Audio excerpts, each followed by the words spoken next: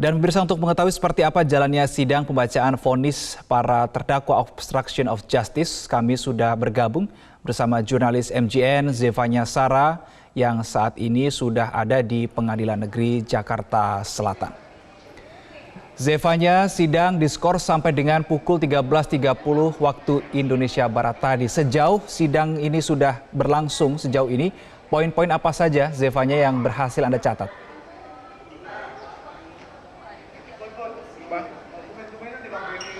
Iya, Reno, memang benar untuk sidang kasus perintangan penyidikan atau obstruction of justice dengan terdakwa Irfan Widianto saat ini diskors oleh Majelis Hakim hingga pukul 13.30 waktu Indonesia Barat.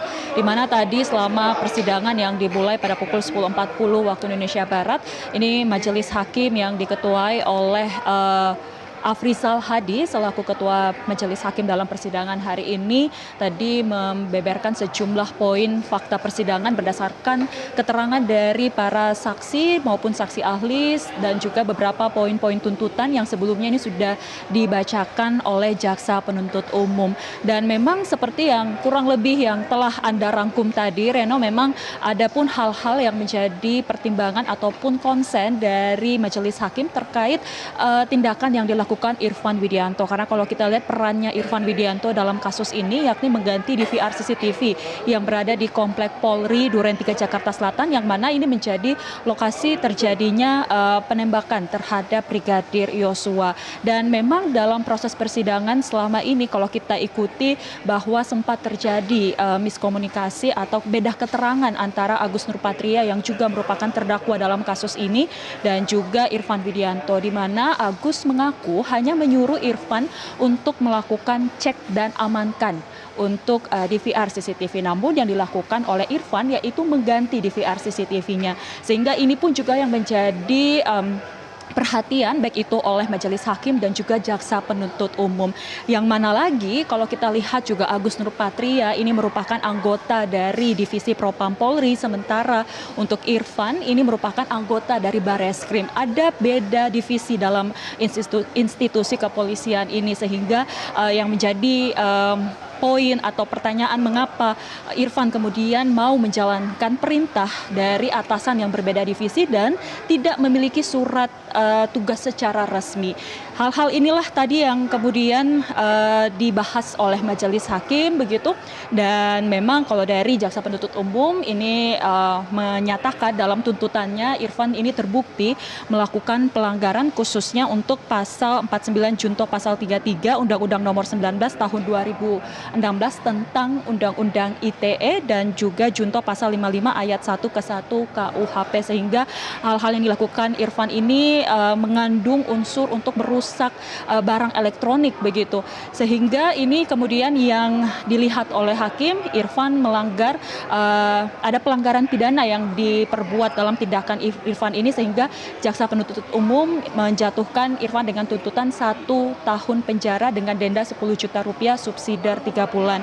Nanti setelah agenda persidangan ini kembali dilanjutkan, maka kita masih menunggu apa saja kemudian vonis yang akan dijatuhkan oleh Majelis Hakim. Karena kalau kita lihat pada persidangan sebelumnya untuk terdakwa obstruction of justice lainnya yaitu Arif Rahman Arifin ini divonis hakim di bawah tuntutan jaksa penuntut umum yakni 10 bulan penjara. Apakah ini kemudian juga akan berlaku pada Irfan Widianto? Karena dalam nota pembelaan sebelumnya Irfan mengaku hanya melaksanakan perintah dari atasannya. Dalam hal ini perintah yang langsung yaitu Agus Nurpatria melalui perintah yang didapatkan oleh Agus yaitu dari Verdi Sambo.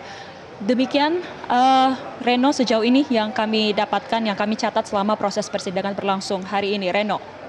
Ya, Zeva, apakah sebelumnya Anda juga sempat merekam atau mendapatkan keterangan dari pihak kuasa hukum Irfan Widianto terkait dengan bagaimana sebetulnya tanggapan atau jelang sidang vonis hari ini berlangsung? Apa yang sebenarnya selama ini diyakini oleh pihak kuasa hukum Irfan Widianto? Baik, sebelum memang persidangan ini dimulai, kami sempat mewawancarai kuasa hukum dari Irfan Widianto, di mana memang pada intinya dari pihak kuasa hukum Irfan Widianto ini meyakini bahwa kliennya ini tidak bersalah, sehingga memang dalam sidang untuk pembacaan nota pembelaan atau pledoi yang sudah dilangsungkan 2 minggu yang lalu, dari pihak kuasa hukum Irfan maupun juga dari Irfan Widianto sendiri ini memohon kepada majelis hakim agar dibebaskan dari segala tuntutan dan juga dakwaan begitu, karena poin-poin yang menjadi highlight dari kuasa hukum Irfan Widianto yakni kliennya ini tidak terbukti ini tidak memiliki kesamaan niat dan juga kesamaan ataupun terlibat langsung dalam upaya perintangan penyidikan dalam kasus pembunuhan terhadap Brigadir Yosua. Unsur-unsur pidana yang disebutkan oleh jaksa penuntut umum pada sidang pembacaan tuntutan juga dinilai oleh kuasa hukum Irfan ini kliennya tidak memenuhi unsur-unsur tersebut, sehingga memang meskipun kalau kita lihat tuntutan dari jaksa penuntut umum kepada Irfan ini hanya 1 tahun, namun dari pihak kuasa hukum Irfan ini berharap agar majelis hakim membebaskan Irfan Widianto dari segala tuntutan dan dakwaan, sehingga Irfan bisa terbebas begitu dalam vonisnya. Namun sekali lagi kita tunggu Reno, karena kalau tadi kita lihat bagaimana proses persidangan berlangsung, memang yang menjadi highlight dari kuasa hukum maupun majelis hakim dalam proses persidangan ini yakni keterlibatan Irfan dalam penggantian DVR CCTV yang ada di TKP. Reno. Baik, Zevanya Sarah, nanti kami akan terus update informasi terkait dengan sidang vonis di Pengadilan Negeri Jakarta Selatan. Selamat kembali bertugas, Zevanya.